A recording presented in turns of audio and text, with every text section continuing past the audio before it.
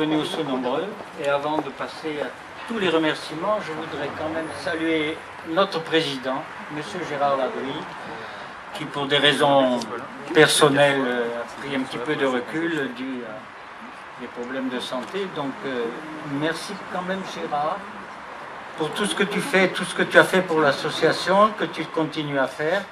J'aimerais quand même que tu viennes ici, même si tu tousses, c'est pas un problème.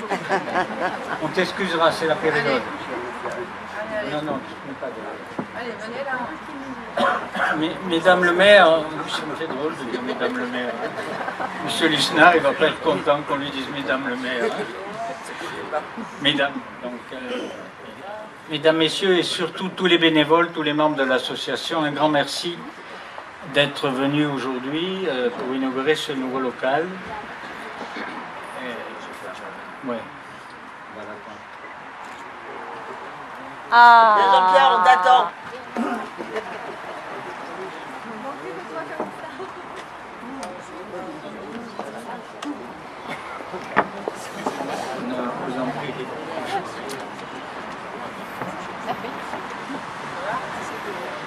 Oui, je disais que, indépendamment de ce que la mairie fait pour nous, donc de vous remercier pour ce local, je me dois de remercier en premier toutes les petites mains, comme on les appelle chez nous, tous les bénévoles qui sont ici présents, ceux qui n'ont pas pu venir et qui me chargent donc de les représenter. France Cancer, quelques mots France Cancer.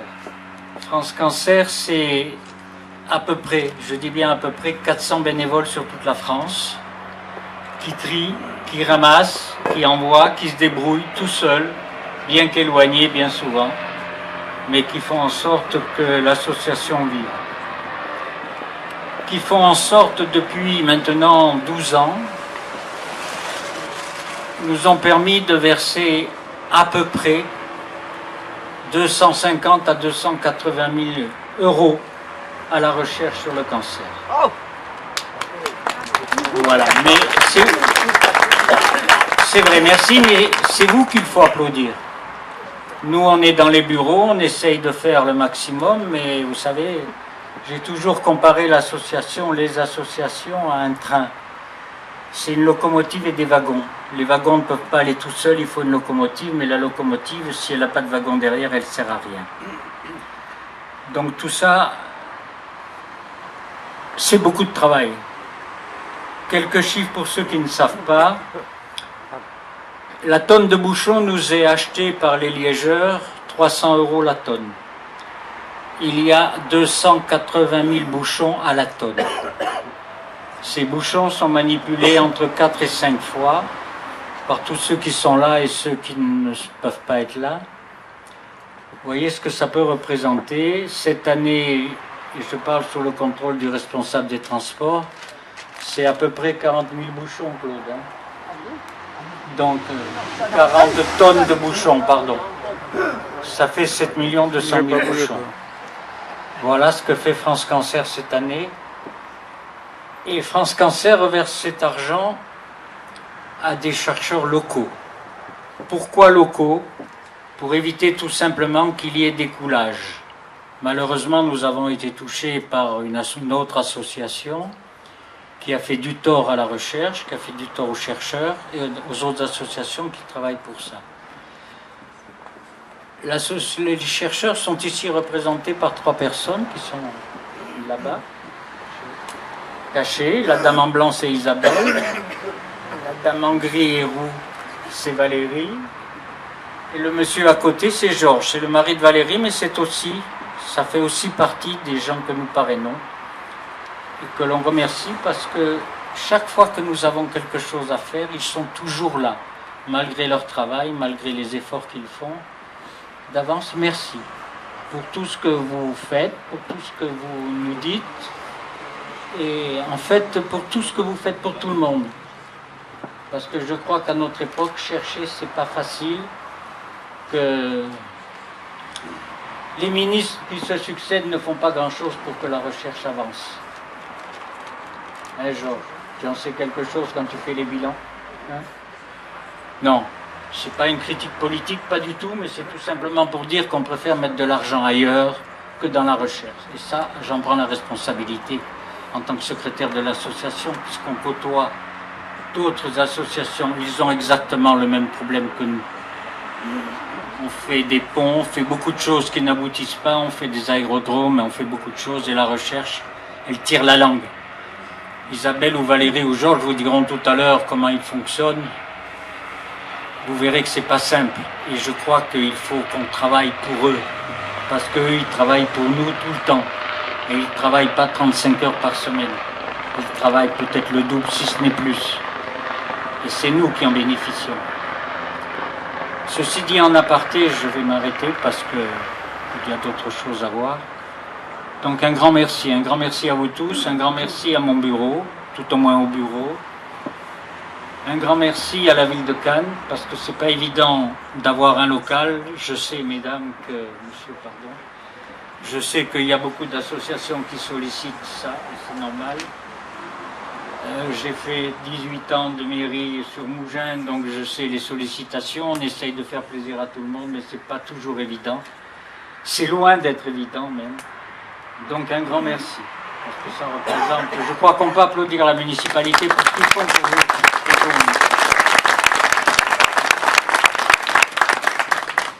Je pense que mesdames les maires vous diront pourquoi elles sont là aujourd'hui. Monsieur Lisnard a été empêché, je pense que c'est ça, bien qu'il... La dernière minute, vous savez, les élus, c'est pas facile non plus.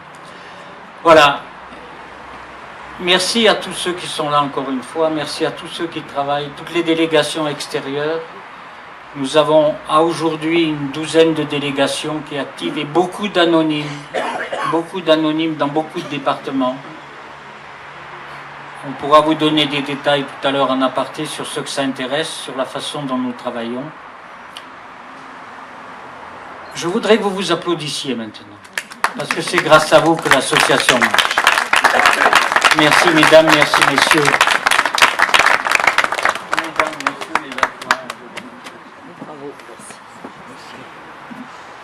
Bonjour à toutes, bonjour à tous. Je suis très honorée ici de venir inaugurer ces locaux avec Marie-Christine Répéteau-Lemaître, adjointe au maire délégué à la santé et au social, et Jean-Pierre Jardry, qui effectivement est un conseiller municipal délégué à la santé extrêmement actif et qui effectivement représente le cœur du sujet. Alors, pourquoi effectivement j'ai cet honneur de les précéder?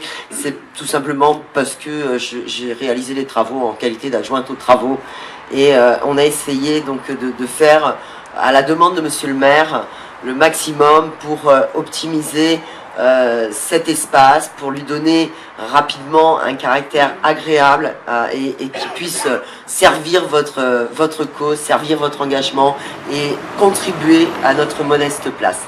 Alors c'est vrai, je vais au nom de monsieur le maire d'abord effectivement saluer bien entendu monsieur Gérard Franqui, monsieur Gérard Lardry, président honoraire de France Cancer 06, monsieur René Bureau, vice-président, mesdames, messieurs, les membres de l'association, les membres du bureau, et aussi, bien entendu, tous les bénévoles, parce qu'une association, comme vous le disiez, si justement une association, elle vit parce qu'il y a des bénévoles, parce qu'il y a des gens qui donnent de leur temps, qui donnent de leur engagement, et un grand bravo et un grand merci à tous.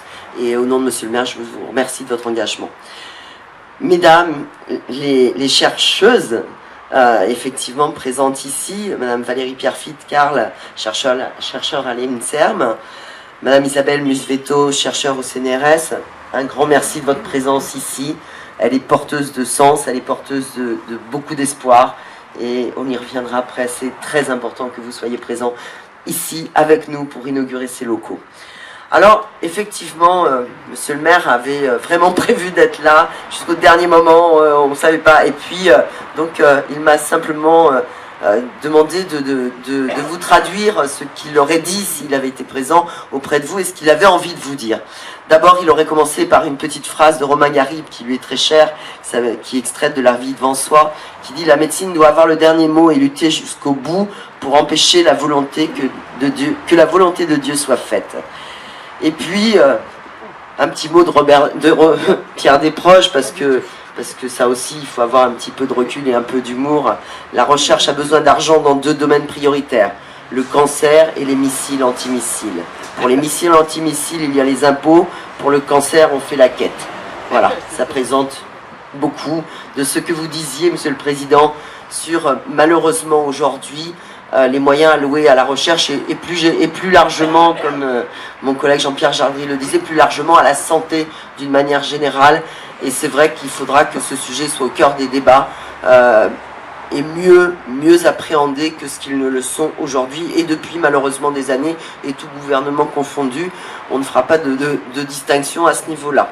Mais ce n'est pas une fatalité, je pense qu'il faut aussi faire entendre cette voix pour que demain la recherche, la santé soient des vraies priorités, surtout quand on sait le nombre de personnes touchées et quand on sait effectivement l'allongement de la durée de la vie.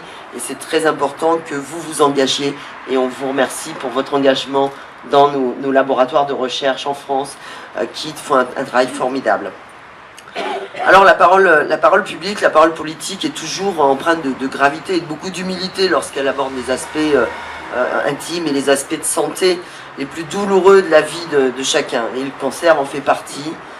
C'est effectivement au moment où le diagnostic tombe, où il est formulé, il vient bouleverser une vie, il vient bouleverser des équilibres, bouleverser une famille, des proches qui effectivement se sentent démunis, se sentent injustement frappés et sont parfois très isolés face à la maladie. Il y a aujourd'hui effectivement de nombreuses personnes, 5 millions de familles en France confrontées à cette situation. Chacune sait combien le cancer est une inquiétude, combien c'est une incertitude, combien c'est de moments de solitude. Et on peut aussi dire qu'effectivement, il y a de l'espoir. Oui, il y a de l'espoir. Il y a de l'espoir parce qu'il y a des gens comme vous qui effectivement œuvrez à leur côté. Il y a des gens comme les chercheurs qui donnent tout, leur passion, leur temps, leur engagement, leur esprit, leur faculté, leurs compétences pour venir au service de ces malades. Et effectivement, le cancer reste quand même malheureusement aujourd'hui la première cause de mortalité en France. Il faut qu'on lutte chaque jour contre cette fatalité. Et face à ce premier enjeu de santé publique, c'est vrai que le premier enjeu, c'est un enjeu de dépistage, et c'est important parce que plus tôt un cancer est dépisté, mieux on peut aider à le combattre, mieux on peut aider à une réminiscence, mieux on peut aider à guérir, puisqu'il y a quand même, heureusement, des cancers que l'on guérit.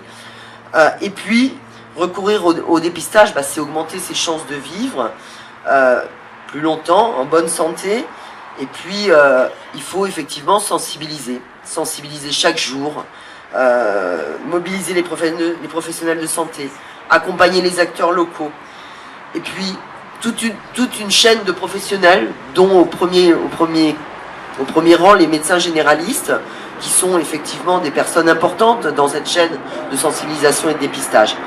Et puis, il convient aussi de renforcer les actions de tous les autres acteurs, et notamment les structures associatives régionales et locales. Et c'est à ce titre où, à l'initiative et l'action de France Cancer, Monsieur le maire souhaitait saluer vraiment l'action de l'ensemble de cette équipe de France Cancer 06. Et vous êtes en tout point remarquable, et c'est la raison pour laquelle, oui, effectivement, on est très sollicité, Monsieur le Président. Oui, effectivement, Monsieur le maire est sollicité chaque jour. Après, il faut faire des choix. Faire des choix, c'est difficile. Mais faire des choix, c'est aussi et surtout privilégier l'intérêt général, là où l'allocation des moyens de la collectivité, l'allocation des moyens des Canois, sera le mieux utilisé, sera le plus bénéfique pour l'ensemble d'une population.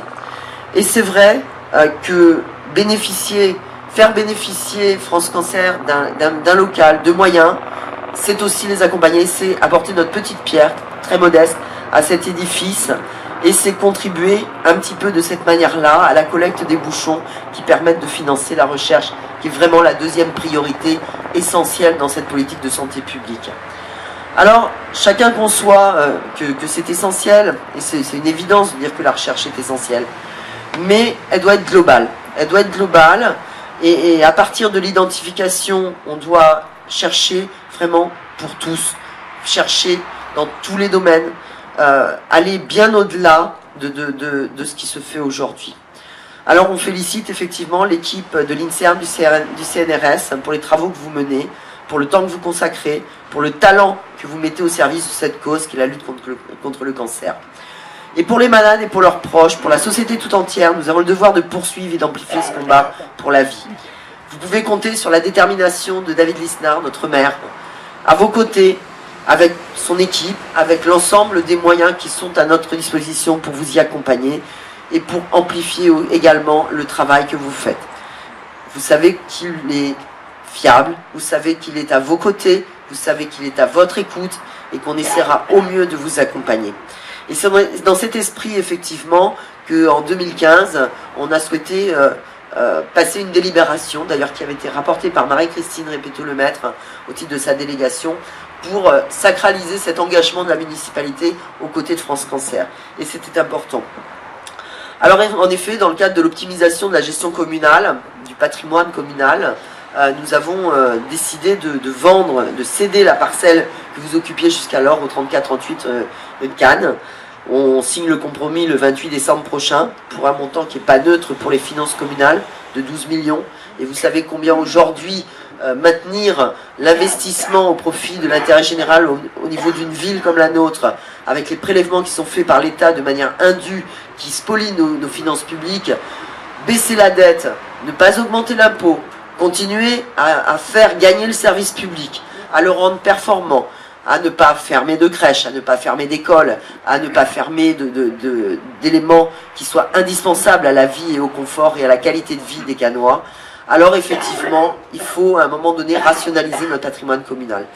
Mais dès effectivement que cette orientation a été prise, Monsieur le maire a souhaité que nous trouvions d'autres solutions pour continuer à vous accompagner et pour mettre à vos dispositions de nouveaux locaux. C'est la raison pour laquelle on a engagé donc ces travaux, pour d'un montant de 108 000 € qui ont été réalisés. Je salue toute l'équipe des services techniques avec Estelle Cartier, avec Thomas Mazzoni et tous les agents publics qui accompagnent cette équipe des services techniques, qui ont réalisé ces travaux dans un temps record, en essayant d'aller le plus vite possible, en essayant de faire du mieux possible en termes de qualité, en essayant d'aller un petit peu au-delà, puisqu'effectivement on a repris toute l'allée pour que vous puissiez faire rouler vos engins, pour que vous puissiez mieux accéder, que vous puissiez charger, décharger les bouchons. Et puis comme effectivement on a conscience que ce local n'est pas très très grand, donc on a dit il faut qu'on trouve une autre solution pour qu'on puisse mettre les bouchons. Donc on a fait un petit auvent, qui fait quand même 40 mètres carrés, 46 mètres carrés, le plus grand possible. On sera à vos côtés pour continuer, continuez à vous accompagner et n'hésitez pas, on est à votre écoute, on est là pour ça. Et bravo pour ce que vous faites. Un grand bravo de la part de Monsieur le maire. Merci. Merci.